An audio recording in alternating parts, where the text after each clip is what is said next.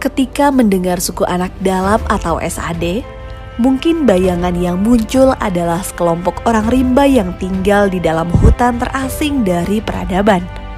Tapi, lain dari hal itu, SAD sendiri merupakan bagian dari warga negara Indonesia yang patut diperjuangkan segala hak, pengakuan, dan perlindungan atas ruang hidupnya. SAD adalah masyarakat yang bergantung dengan alam sebagai sumber penghidupan. Penghormatannya terhadap alam menimbulkan harmonisasi antara upaya pemenuhan kebutuhan sehari-hari dengan keberlanjutan lingkungan. Negara menyadari bahwa salah satu indikator dari pertumbuhan ekonomi adalah besarnya nilai investasi yang berkaitan dengan sumber-sumber kekayaan alam yang dimanfaatkan oleh pemilik modal demi kemakmuran dan kesejahteraan rakyat. Sumber-sumber kekayaan alam di Indonesia yang dikelola pemilik modal pun sering berpotensi menimbulkan konflik antara masyarakat setempat yang lebih dulu mendiami daerah tersebut. Seperti konflik tanah yang dialami oleh SAD 113, muncul karena adanya persetujuan pelepasan kawasan hutan seluas 27.150 hektar. Konflik pun mulai mengalir pasca diterbitkannya HGU untuk PT BSU sejak tahun 1987 silam. Artinya, konflik itu sudah berjalan selama 35 tahun.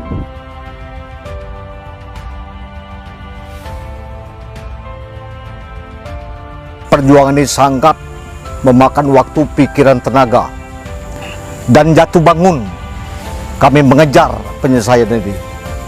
Nah, dalam tahun 1986 keluar sertifikat BDU pertama,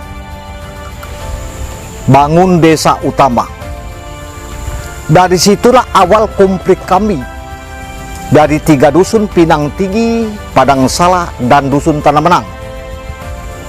Terjadilah konflik itu terus memanjang. Dan kami selalu diintimidasi, diteror, bahkan diancam dengan PT BDU maupun PT Asiatik Persada. Nah, perlu diketahui bahwa PT Asiatik Persada ini sudah berapa kali ganti. Pertama BDU, Cargill, CDC, IMS, BSU sekarang ini. Jadi sudah bertukar-tukar mereka tadi itu, maka konflik ini pun belum selesai. Sejak saat itulah, SAD 113 menjadi salah satu kelompok masyarakat yang bergerak untuk memperjuangkan hak garapan, kebun, hak waris dan hak ulayat yang telah ada sejak nenek moyang mereka. Ado dari Datuk Manyal, ya ado di Muaro Jambi, ado juga anak cucu Datuk Manyal di Batanghari.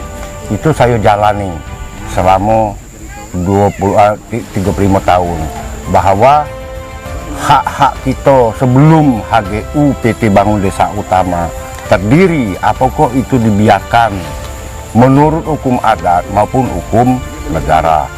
Kalau kita merasa punya hak, marilah kita tuntut hak kita. Itu dasarnya, karena makam pekuburan itu HGU kita, aku bilang, bapak-bapak, ibu-ibu, dulur-dulur, bukannya HGU perusahaan. Karena tidak mungkin aku bilang hak kita itu bisa hilang dengan dasar hukum yang didirikan oleh negara. Negara memang mendirikan hukum, itu tidak salah aku bilang. Tapi hak kita sebelum adanya beku dunia, kalau sudah ada di situ, masa tidak kita tuntut, aku bilang. Kalau kita tidak nuntut, aku bilang tidak akan dapat. Kemudian kita, aku bilang, menyerahkan hak kita ini kepada BPN Batanghari, provinsi, pusat. Yang jelas kami selaku pihak pemerintah tentunya membantu pihak masyarakat. Nah, perjuangan mereka pun tentunya kami mengadakan rapat untuk membuktikan keabsahan mereka. Jadi memang benar-benar kami dibantu juga oleh BPN selaku yang membidang yang tim teknis. Memang harus kami perjuangkan dan juga tidak merugikan pihak investor. Jadi di dalam perjuangan mereka terbukti bahwa mereka memang ada hak mereka yang dituntut mereka. Perjuangan panjang SAD 113 untuk mendapatkan kembali haknya terwujud sudah. Konflik SAD 113 dengan PT BSU pun berakhir harmonis. Puncaknya, Kementerian ATR BPN mengeluarkan sertifikat kepemilikan bersama atau komunal untuk 744 warga SAD 113 berupa perkebunan sawit dan 20 hektar pemukiman atau fasilitas umum yang ditetapkan melalui SK Gubernur Jambi. Sertifikat SAD 113 telah diserahkan secara simbolis oleh Presiden Republik Indonesia Joko Widodo di Istana Negara Kamis 1 Desember 2022 lalu. Kami sepakat dengan Pak Nurman, Ketua Koperasi, mengarahkan kepada dulur dan keluarga sanak cucung sayo itu jangan sempat sertifikat ini diambil alih oleh orang yang tidak tahu sejarah, asal usul mendapatkan sertifikat, karena orang banyak memanfaatkan ini. Saya tidak ingin itu. Kenapa? Sangat sulit mendapatkan sertifikat kalau kita diintimidasi dengan politik-politik yang tidak jelas sehingga merugi ke diri kita sendiri.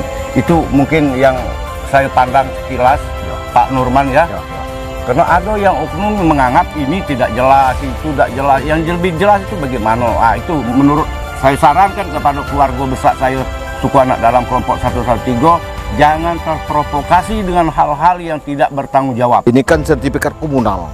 Jadi masyarakat itu kita sudah sosialisasi ke masyarakat bahwa sertifikat komunal ini, satu batang sawit ini dikerjakan 744 kakak, bukan perorangan. Nah, semua kegiatan dalam pengelolaan lahan tersebut itu selalu masuk ke wadah koperasi kita.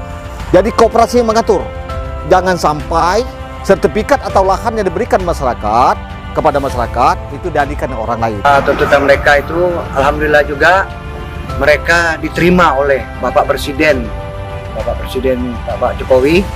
Mereka sehingga diundang langsung. Jadi oleh Bapak Presiden pun ada memberikan sertifikat sebanyak 11 itu dikasihkan secara simbolis 2 sertifikat yang langsung diserahkan oleh Bapak Presiden. Selebihnya Bapak Menteri langsung turun ke lokasi, di lokasi SAD 113. Untuk yang 9-nya langsung Menteri yang menyerahkan. Sertifikat kepemilikan bersama itu kan artinya tidak bisa secara individual ya untuk mentransaksikannya. Jadi artinya memang itu untuk kepentingan masyarakat komunal itu. Jadi tidak untuk kepentingan pribadinya. Jadi ini satu alasan penting kenapa itu diberikan hak kepemilikan bersama, bukan hak individual. Memang kalau kita berikan hak kepemilikan bersama ataupun komunal, itu berarti peruntukannya memang untuk masyarakat setempat, masyarakat komunal itu tidak akan bisa ditransaksikan oleh individu-individu, sehingga nanti apa tujuan kita memberikan hak itu untuk kesejahteraan masyarakat, bukan menjadi kesejahteraan individu, tapi menjadi kesejahteraan kelompok masyarakat. Peran BPN itu sangat besar sekali, terutama kaitannya dengan objek yang berlokasi di Kabupaten Batanghari yang mereka klaim cukup banyak dan itu perlu penyelesaian khusus.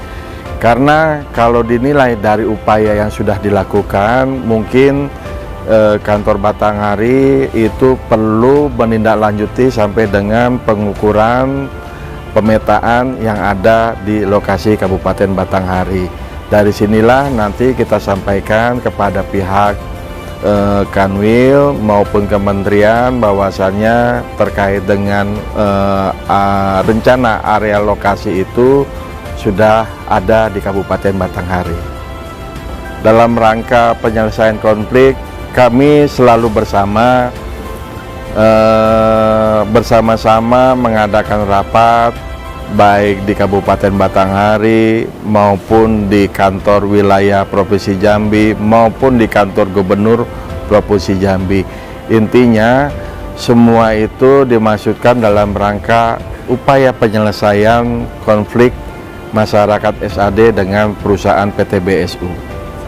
Kita sadar betul bahwa konflik pertanahan di Provinsi Jambi ini termasuk kategori tinggi.